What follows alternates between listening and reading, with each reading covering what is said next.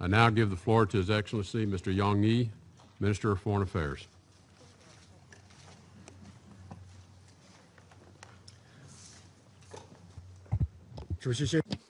Mr. President,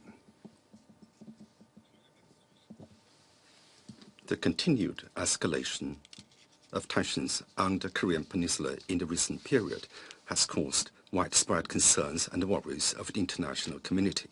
If the issue of the peninsula fails to be put under effective control, and in the case of unexpected events, the situation is highly likely to take a drastic turn for the worse and spiral out of control. And there is no lack of such painful lessons in history, and we must put it on high alert. In view of this, China believes today's meeting of the Council is necessary. And we thank Secretary General Guterres for his briefing to the Council. We hope the parties could form consensus on more strictly and fully implementing DPRK-related Secret Council resolutions, intensifying efforts to promote peace talks, and bringing the nuclear issue on the Korean Peninsula back to the track of a negotiated solution. China's position regarding the nuclear issue on the peninsula is clear-cut. No matter how the situation may change, we must stick to the following two basic directions. First, we must stay committed to the goal of denuclearization. Denuclearization is the basic precondition for long-term peace and stability on the peninsula, and what we must accomplish to safeguard the international nuclear non-proliferation regime. No matter what happens, we should never waver in our commitment to this goal. To this end, China's position of opposing the DPRK's research, development, and possession of nuclear weapons remains rock firm. We urge the DPRK to stop its nuclear and missile development activities, come back to its commitment of denuclearization, and honor its denuclearization obligations.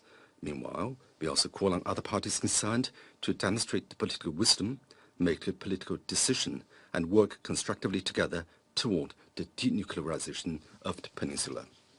Second, we must stay committed to the path of dialogue and negotiation. The use of force does not solve differences and will only lead to bigger disasters. As the only way out, dialogue and negotiation also represent the sensible choice for all parties.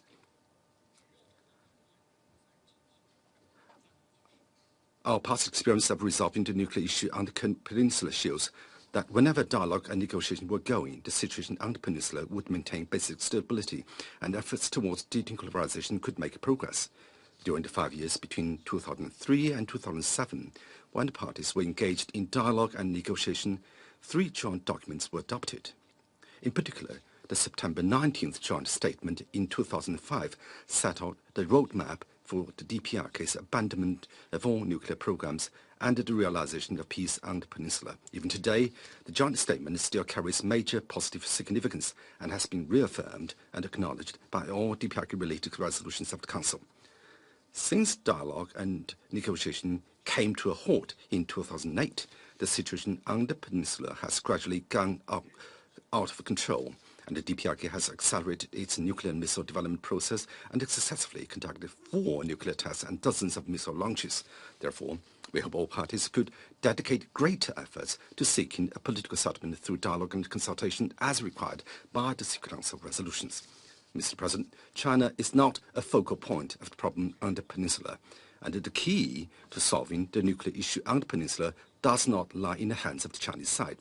That said, as a close neighbor to the peninsula and with a responsible attitude for peace and stability on the peninsula and in the region, China has over the years made unremitting efforts and played a unique role in promoting a negotiated solution of the issue.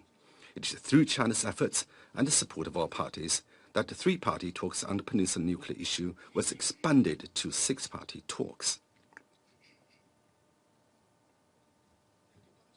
Under the current circumstances, China is still prepared to work with all parties to make new contribution to the resolution of the nuclear issue on the peninsula. In view of the recent developments on the peninsula, China has put forward the proposal of suspension for suspension which builds on the dual-track approach we proposed earlier. The dual-track approach aims to promote parallel progress in the denuclearization of the peninsula and the establishment of a peace mechanism on the peninsula in a synchronized and reciprocal manner, ultimately achieving both goals together. The suspension for suspension proposal, which calls for the suspension of nuclear and missile activities by the DPRK and the suspension of large-scale military exercises by the US and the ROK, seeks to bring the two sides back to the negotiating table, thus initiating the first step of the dual-track approach, or rather the initial stage of this program. China's above-mentioned proposals have taken into consideration both the short-term and long-term goals and made them complementary to each other. While they are designed to address the most pressing concerns of the parties, they also pave the way towards denuclearization. They are consistent with the requirement of the Council resolutions and the fundamental interests of all parties, including the US and the DPRK. The proposals are objective, impartial, reasonable, and practical, and are gaining understanding and support from more and more countries. Of course, we also know that some countries may still have doubts of sorts. The point I want to make is the most urgent task now is to stop the DPRK's nuclear and missile development. To achieve this, it is necessary to put aside the debate over who should take the first step and stop arguing who is right and who is wrong. Rather, we should start from the low-hanging fruits, remove flashpoints endangering peace on the peninsula, and create conditions for stability in the region. I also want to stress here that the state of affairs of the peninsula issue is not caused by any single party, nor is it realistic to ask any party alone to take up all the responsibilities for resolving the issue. As President Xi Jinping said, only with all relevant parties shouldering their due responsibilities and meeting each other halfway will there be an early solution to the nuclear issue on the peninsula. We call upon all parties, especially those directly concerned on the issue, namely the DPRK and the US, to demonstrate sincerity for dialogue and restart the dialogue process.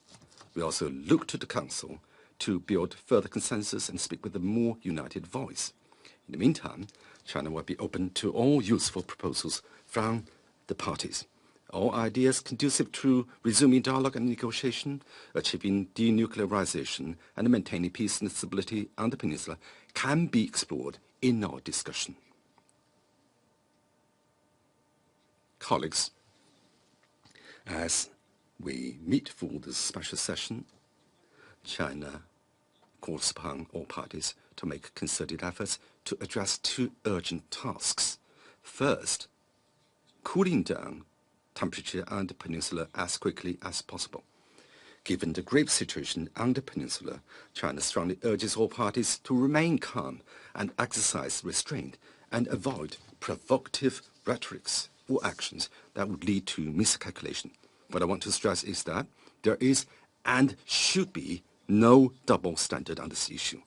While we demand the DPRK to observe the Council's resolutions and stop advancing its nuclear and missile development, we also demand the US, the ROK, and other parties to refrain from conducting or even expanding military exercises and development against the DPRK.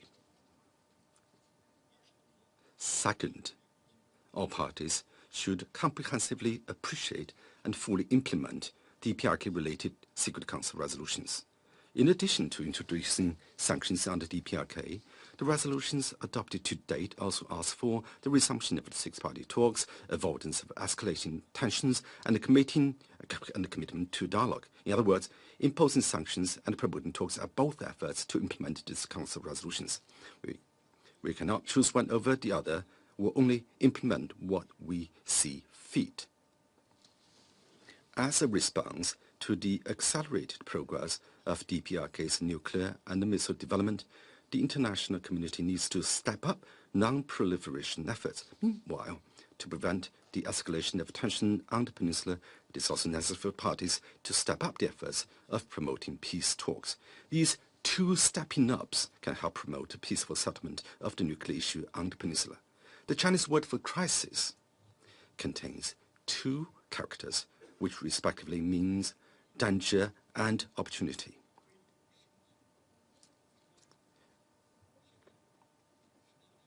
It shows that in China's view, now is the time to seriously consider resuming talks. Before I conclude, I want to reiterate China's firm opposition against the U.S. deployment of THAAD anti-missile system in the ROK. It is a move that seriously undermines the strategic security of China and other countries in the region and damages the trust and the cooperation amongst the parties on the peninsula issue. It is detrimental to achieving denuclearization and maintaining long-term stability on the peninsula. China once again urges relevant parties to immediately stop the deployment process. Let us make joint efforts to promote denuclearization and uphold peace on the peninsula on the basis of mutual respect and mutual trust. Thank you, Mr. President. Let's see Mr. Wong, Minister of Foreign Affairs, for his statement. I now give the floor to His Excellency Mr. Boris Johnson, Secretary of State for Foreign and Commonwealth Affairs of the United Kingdom. Thank you, Mr. President.